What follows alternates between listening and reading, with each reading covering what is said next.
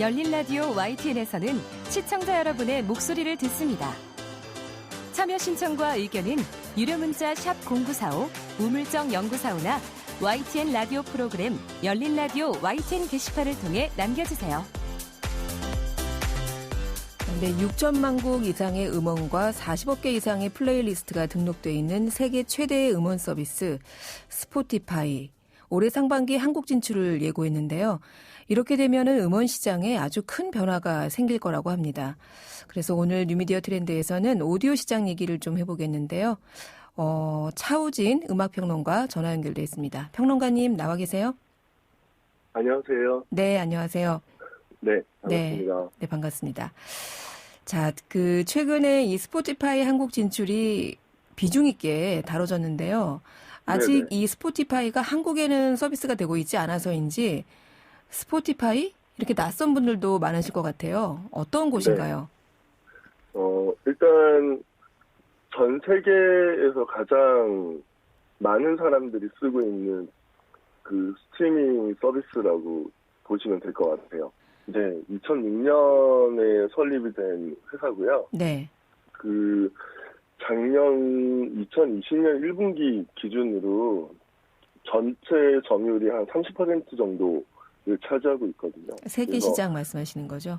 네네. 그래서 지금 한국에 서비스하고 있는 애플뮤직보다도 좀 한 더 많은 사람들이 쓰고 있는 그런 서비스고요. 네. 순서로 보면 스포티파이, 애플뮤직, 아마존뮤직 이런 순서로 되어 있습니다. 그렇군요. 사실은 그렇다면은 우리가 잘 몰라서 그렇지 이 음원 시장에서는 아주 압도적인 점유율을 갖고 있는 스포티파이인데 이 스포티파이의 강점이라고 하면은 어떤 게 있을까요? 일단 요즘 국내에서도 음악 서비스들이 네. 개인 맞춤형 큐레이션 이런 기능들을 많이 선보이고 있잖아요. 네. 네, 스포티파이가 이런 기능을 가장 먼저 시작을 한 곳이고요. 그래서 사실 이제 이 플레이리스트를 만드는 것들이 스포티파이가 직접 제공하는 것도 있고, 네. 그리고 사용자들이 직접 만들어서 네. 올리는 플레이리스트들이 있어요.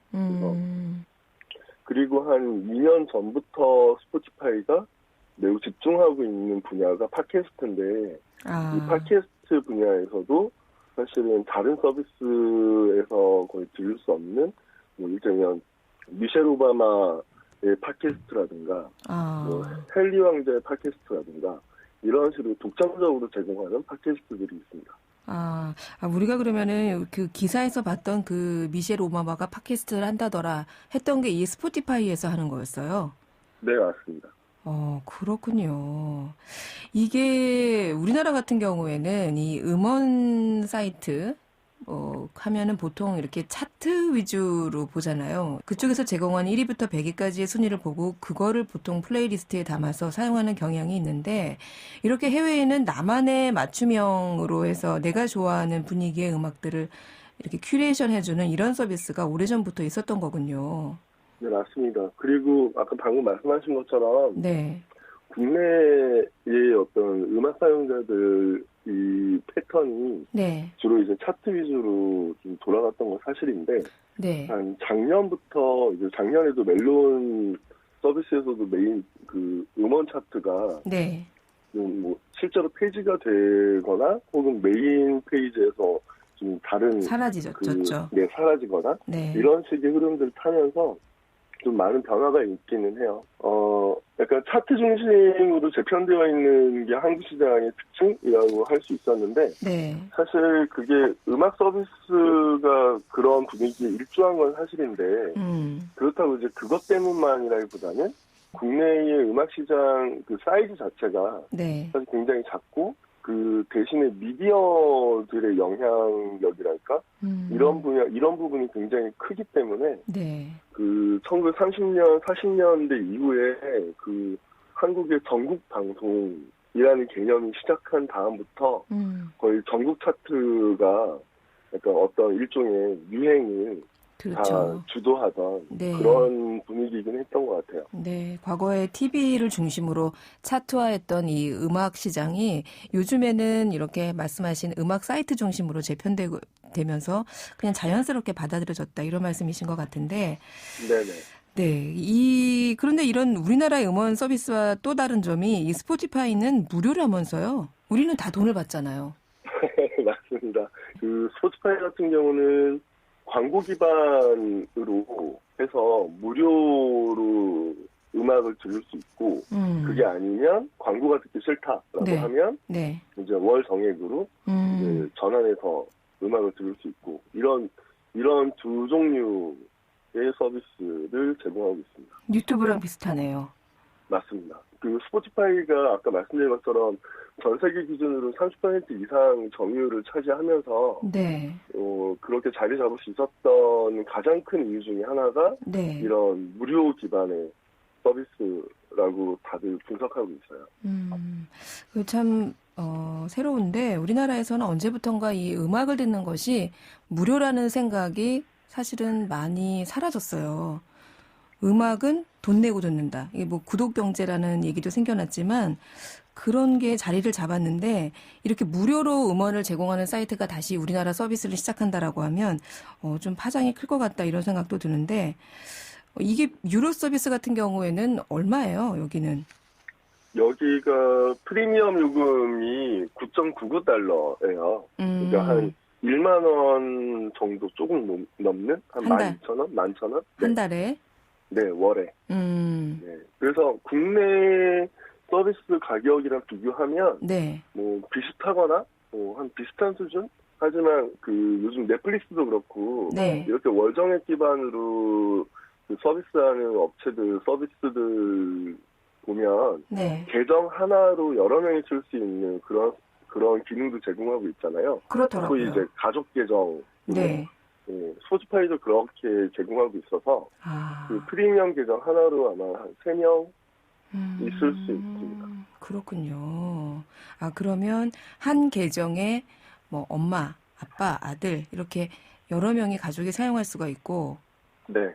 지금 스포티파이 같은 경우는 한 3년, 2년 전부터 인도 시장에 굉장한 공을 들이고 있거든요. 인도 시장에 굉장히 많은 시간과 에너지를 들일 때에 네. 그 진행했던 광고의 내용이 바로 그런 내용이었습니다. 아버지가 좋아하는 음악, 아들이 좋아하는 음악, 엄마가 좋아하는 음악, 뭐 딸이 좋아하는 음악, 네. 이거를 좀 되게 좀 위트 있거나 아니면 되게 감동적으로 뭐 풀어내는 광고를 진행해서 인도에서도 굉장히 화제가 됐었어요. 그랬군요. 자, 이런 스포티파이 왜 한국 시장에는 이제야 진출하는 거예요? 글쎄요. 아마 한국 시장 규모가 많이 커진 이유도 있을 것 같아요. 매년 세계 음반 산업 협회라는 곳에서 네. 그 전 세계 음악 시장 규모들을 이제 차트를 계속 공개를 하고 있는데, 네. 거기에 보면 뭐 압도적으로 큰 시장이 미국이고요. 네. 그리고 이제 두 번째로 일본이 있고, 세 번째로 독일, 뭐 이런 식으로 리스트가 정해져 있는데, 네. 그 한국이 지금 현재 한 6위 정도 차지하고 있거든요. 우리나라가 6위. 네, 전 세계 기준으로 6위 정도 차지하고 있습니다. 그리고 네. 6위고, 그리고 이거는 사실은 순위도 중요한데, 네.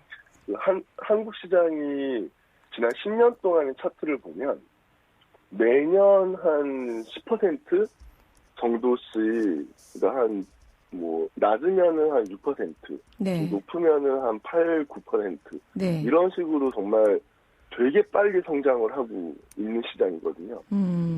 네. 그래서 보통 원래는 한 10년 전에는 한 15위 정도였어요. 거의 뭐 매년 한 계단씩 올라갔다고 봐도 괜찮은 그런 속도여서 그렇군요. 아마 전 세계에서 가장 빨리 성장하고 있는 시장 중에 하나고, 그리고 뭐 이 시장 규모가 커지는 데에는 사실 K-팝이 가장 많이 기여를 한 게 사실이에요. 그렇죠. 네.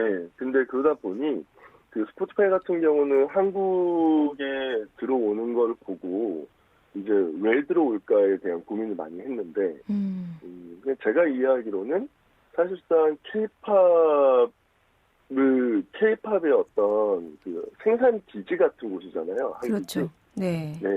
그러다 보니, 그리고 스포티파이에서도 K-팝에 대한 어떤 호응도나 관심도나 그 반응들이 굉장히 좋은데, 여기서 이제 여기서 말하는 K-팝이라는 거는 방탄소년단, 블랙핑크 이런 우리가 기사에서 흔히 볼 수 있는 그런 아티스트 말고도 네. 굉장히 많은 K-팝 가수들이 스포티파이에서 뭐 순위에 들거나 혹은 인기를 누리거나 굉장히 많은 팔로우를 얻거나 하는 식으로 성과를 내고 있거든요. 그렇군요. 네, 그러다 보니 이런 것 때문에 아마 스포티파이가 한국에 들어온다는 건 일단 첫 번째로 국내 시장이 굉장히 매우 빨리 성장하고 있는 시장이다.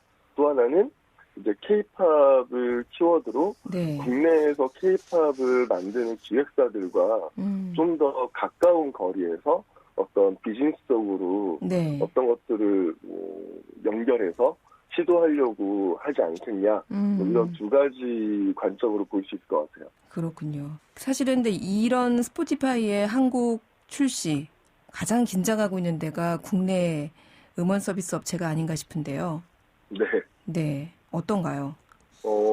약간 착시 같은 게 있는 게 보통 네. 사람들한테 요즘에 음악 뭘로 들어? 뭐 이런 얘기를 많이 물어보면 대부분 많이들 유튜브거든요. 범용은 유튜브인 것 같아요.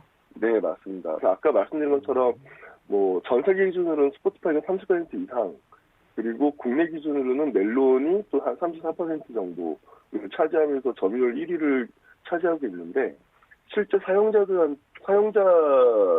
기준으로 얘기를 해보면 유튜브가 압도적으로 높게 나오거든요. 네. 약간 그런 점을 약간 감안하고 보면 사실 국내 서비스들 입장에서는 원래도 유튜브하고 뭔가 음악의 어떤 점유율을 놓고 살짝 경쟁하고 있는, 그러니까 눈에 가시화되지 않는 영역에서 경쟁하고 있는 상태였다고 봐요. 네. 그리고 그런 점에서 한 1년, 2년 전부터 조금씩이라도 해온 게 아닌가라는 생각이 들어요. 스포티파이 입장에서 생각을 해보면 한국 시장이 얼마만큼의 매력이 있는 시장일까? 네. 이렇게 보는 게 좀 중요할 것 같거든요. 그래서 보면 실제 뭐 전 세계 6위 정도의 사이즈라고 하지만 K-팝 기획사들과 굉장히 면밀한 관계를 맺을 수 있다는 게 가장 큰 장점이 아닐까라고 보고 있고요. 그렇게 보면 오히려 구조적으로 산업 구조에 보이지 않는 면에서 네. 이 기획사들과 훨씬 친밀한 밀접한 관계를 맺으면서 그게 어떤 면에서는 장점이 되기도 하고 어떤 면에서는 일종의 서비스 면에서는 그 서비스 업체들 간의 면에서는 약간의 긴장 상태가 계속 이루어지는 그런 형태가 되지 않을까라고 생각하고 있습니다. 그렇군요. 한국 소비자들보다는 K-팝 기획사들에게 더 큰 시장이 열릴 수도 있는 기회일 수도 있겠다. 이런 말씀까지. 네, 오늘 말씀 잘 들었습니다. 감사합니다. 네, 고맙습니다. 네, 지금까지 차우진 음악평론가였습니다.